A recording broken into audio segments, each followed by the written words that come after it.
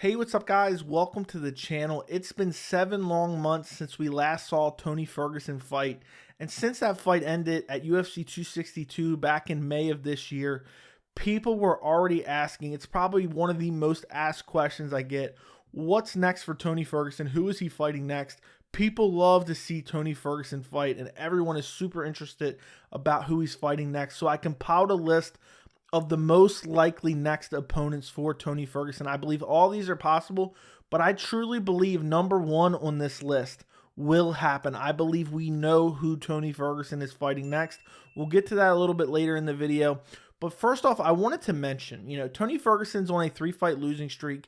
He lost to Justin Gaethje for the interim title fight. He was supposed to fight Khabib Nurmagomedov. Khabib pulled out for whatever reason. I think he was in Russia, couldn't get back to the United States. And Tony Ferguson accepted a short notice fight against Justin Gaethje.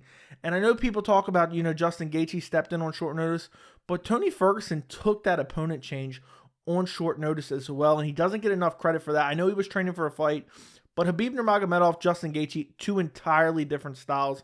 And Tony Ferguson just accepted the fight. And I know after that beating that Justin Gaethje put on him, and it was a nasty beating, he stopped him in the 5th round. People said, it's over for Tony Ferguson. He's taken too much damage. He's too old now. And then he went on to lose to Charles Oliveira in December of 2020. Taken down, held down, out-grappled, almost submitted via armbar. Nasty armbar attempt by Charles Oliveira. And Tony Ferguson just refuses to tap. And then most recently at UFC 262, earlier in 2021, he lost to Beneil Dariush. Taken down, held down, just controlled on the ground, and lost via decision.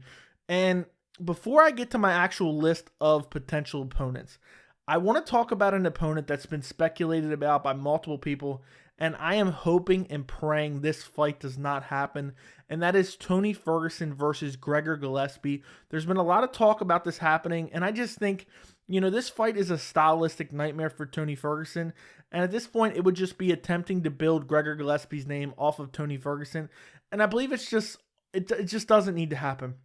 There are so many more intriguing matchups who I consider better fighters than Gregor Gillespie, who were higher up the rankings for Tony Ferguson. I'm not asking for Tony Ferguson to get some scrub to easily get a win.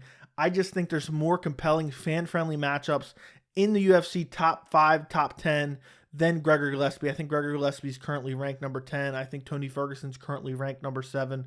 So let's get to my list. First on my list, number 4, is Conor McGregor. This is a fight that I would love to see. Conor McGregor returns to fight Tony Ferguson. Conor McGregor's on a losing streak. Tony Ferguson's on a losing streak. People have wanted to see this fight for years.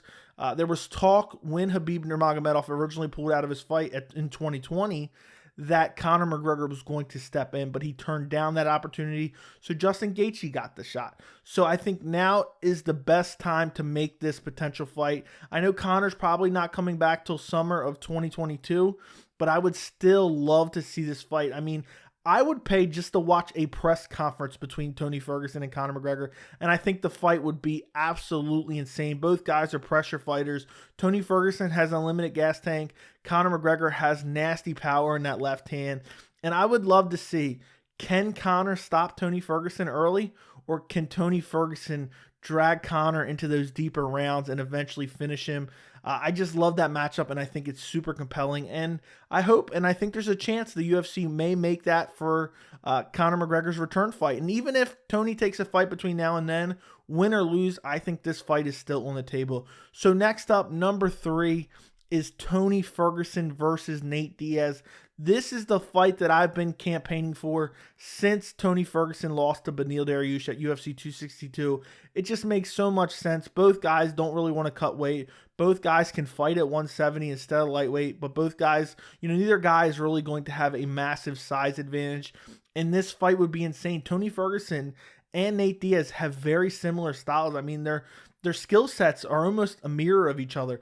Both guys have an unbelievable cardio. Both guys are unbelievably tough. And both guys have an issue defending takedowns and being able to be controlled on the ground. But both guys have amazing jiu-jitsu and submission skills. I absolutely love this fight. And I've talked about it before in the past. I say the UFC should make Tony Ferguson versus Nate Diaz. Make it a 10-round fight. The UFC is making non-title, non-main events 5 rounds. Make Tony Ferguson versus Nate Diaz a 10-round fight. I would love it. I know that's not a real possibility, but if there's anyone who doesn't want to see Tony Ferguson versus Nate Diaz, you're not an MMA fan. I would love that fight. And who knows, maybe make it for February. The winner of that fight can then take on Conor McGregor in the summer or fall when Conor returns from his broken leg. Makes perfect sense. Nate Diaz is on a losing streak as well. Both guys are a big name. You know, Nate Diaz and Tony Ferguson would both draw. And honestly, as much as I hate the fact of putting two guys who are not fighting for a title, who are both on losing streaks, as a main event of a pay-per-view, I would have no problem with them throwing that as a main event on a pay-per-view. I just love that fight that much. So moving on to number 2, Tony Ferguson versus Rafael Dos Anjos. Rafael Dos Anjos called out Tony Ferguson for February. Tony's been talking about that he's looking for a fight earlier than the spring. So I think this fight makes perfect sense. They fought each other many years back. Tony Ferguson dominated him at lightweight. And I wouldn't mind seeing this run back. And RDA's on a little bit of a losing streak right now. And also, you know, he went up to welterweight for a while and did not have a lot of success within the welterweight division, but he fought the elite of the elite. Then he moved back down to lightweight. I believe he fought Paul Felder since then, so actually he's on a 1-fight winning streak. But before that, he lost his last 2 fights to Michael Chiesa and Leon Edwards, and then before that, he had a win over Kevin Lee, and then he had 2 losses against Kamaru Usman and Colby Covington. But now he's moving back to lightweight. He beat Paul Felder, but Paul Felder was there on short notice. He's had some injuries. He was supposed to fight Islam Makhachev. Now would be a perfect time to make Tony Ferguson versus Rafael Dos Anjos, but I don't believe that's the fight the UFC is going to make. I don't think that's a rematch a lot of people are clamoring for. I don't believe that's going to draw a lot of fans. I just believe, you know, it's a great fight and I would love to watch it, but I just think there's so many more compelling matchups for Tony Ferguson, like this last matchup. And this last matchup, I truly believe we have gotten some hints online from Tony Ferguson and this potential opponent. And I really, truly believe we will see Tony Ferguson versus this opponent in maybe a March or April of 2022. And that is Tony Ferguson versus Michael Chandler. It makes absolutely perfect sense. You know, you look at the rankings right now, Michael Chandler is currently ranked number 5. Tony Ferguson is ranked number 7. Chandler is on a 2-fight losing streak himself. You know, so it just makes perfect sense. And Michael Chandler is never in a boring fight. And, you know, I know Tony Ferguson's talked about he wanted to fight in like maybe February or so, something like that. But Michael Chandler is going to need some time to kind of heal up after that crazy battle against Justin Gaethje at UFC 268. So maybe in April or May, that's what Tony Ferguson hinted to. Michael Chandler accepted the fight, but he wants to wait until April or May. And I have no problem with that. I know, you know, Tony Ferguson might want to fight sooner. He's been out since May of 2021. But I would absolutely love this fight.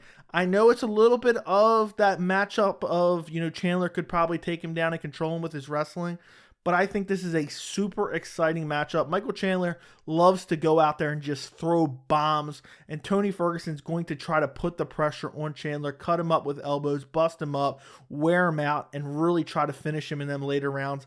I would love Tony Ferguson versus Michael Chandler in April for like an ESPN 5-round main event. They do those big events on ESPN cable television. I think this would be the perfect fight for that.